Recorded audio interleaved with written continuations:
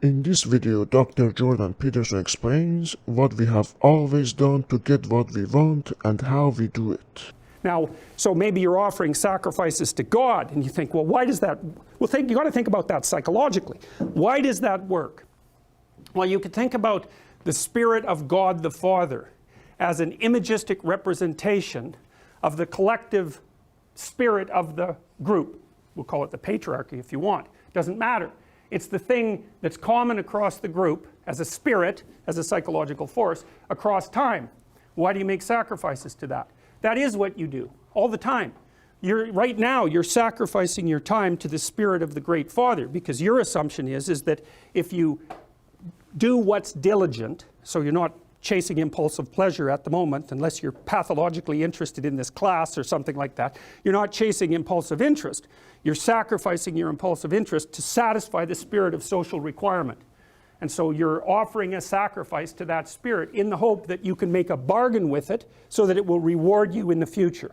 And that reward will be partly the staving off of insecurity, which is no more than to say that part of the reason that you're getting your degree is because you believe that it'll aid you in finding employment and status and all the other things that will stave off the dragon of chaos.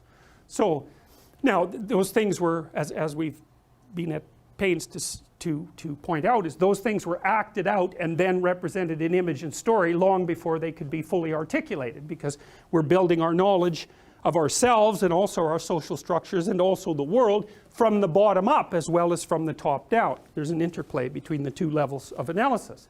Okay, and so so that's partly the archetypal underpinning. And then with regards to the stories themselves, you're in a map, so to speak. You're using a map, and with any luck it's detailed enough so that you can use it to get to the place that you want to go. And sometimes you don't, and that means that you have to recalibrate your journey along the map, which, by the way, is exactly what GPS systems do when you go off the pathway, right? They stop.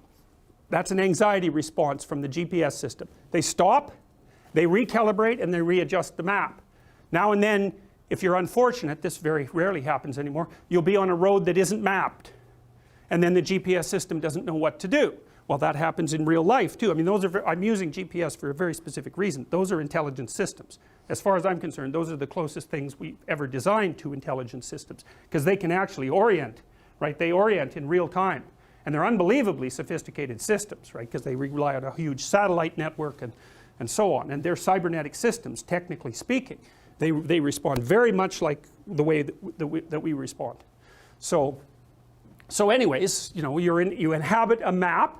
You try to adjust the resolution of the map so that it's no more complex than it needs to be to get you from point A to point B. That's it. You want minimal resolution, because that enables efficient cognitive processing. It doesn't overload you too much. Like when I'm looking at this room, if I look, say I want to walk down this pathway, basically what my mind does, my perceptual field, and you can detect this, if I look straight ahead, I can barely see you people on the periphery. You're kind of like blurs. You two, I can tell that you have heads, but that's about it. When you move, I can see your hand. I can probably see your eyes, but barely. So you're all very low resolution.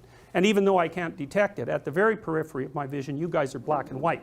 So my color vision disappears at the periphery, even though I can't actually perceive that. So what happens is, if I want to walk down here, this pathway becomes high resolution. It becomes marked with positive emotion. All of this turns into low resolution. Back here, it's not even represented. And then I find out, well, am I doing this properly? And the answer is, well, I walk forward, and if I get to the goal, then I've done it properly enough.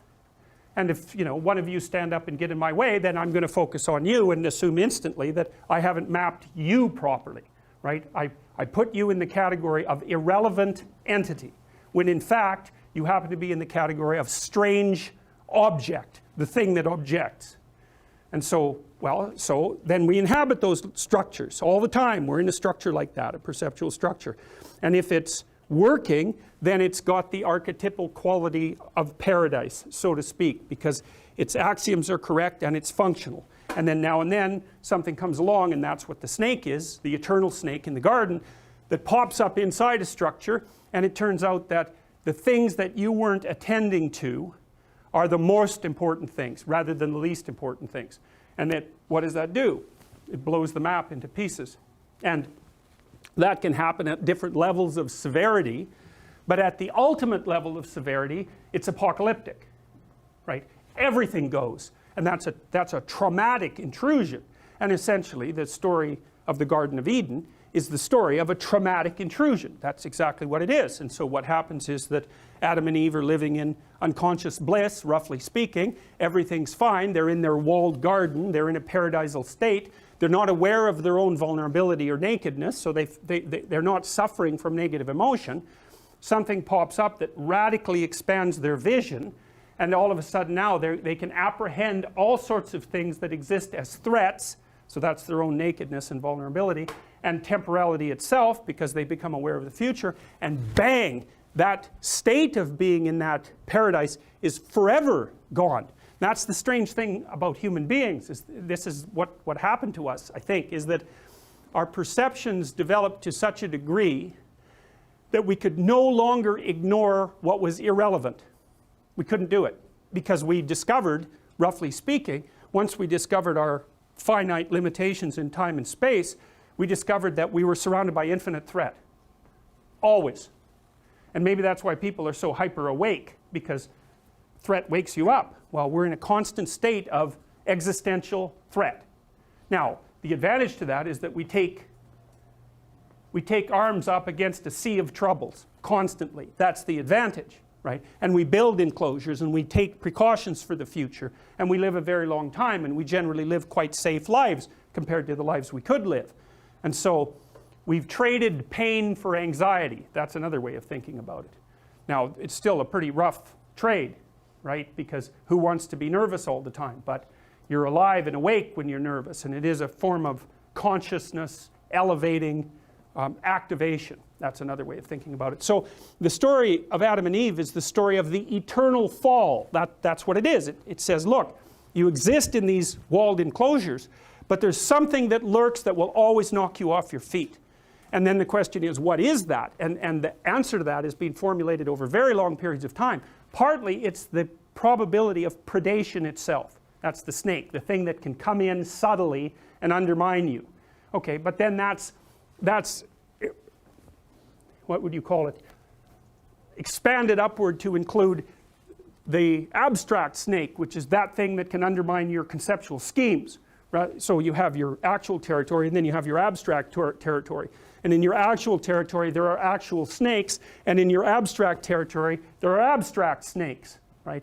And then the worst snake of all is malevolence. And I think that's technically correct, because one of the things that you view, for example, when you're looking at post-traumatic stress disorder, is that it's almost always the case that someone who suffers from post-traumatic stress disorder, which you might think of as a real life reincarnation of the fall, is that people encounter something malevolent and it breaks them, because it's the worst thing to understand. It's like suffering is one thing, man, that's bad enough. Vulnerability and suffering, that's bad enough. But to encounter someone who wishes that upon you and will work to bring it about, that's a whole different category of horrible, especially when it also reflects something back to you about yourself. Because if someone else can do that to you and they're human, that means that you partake of the same essence.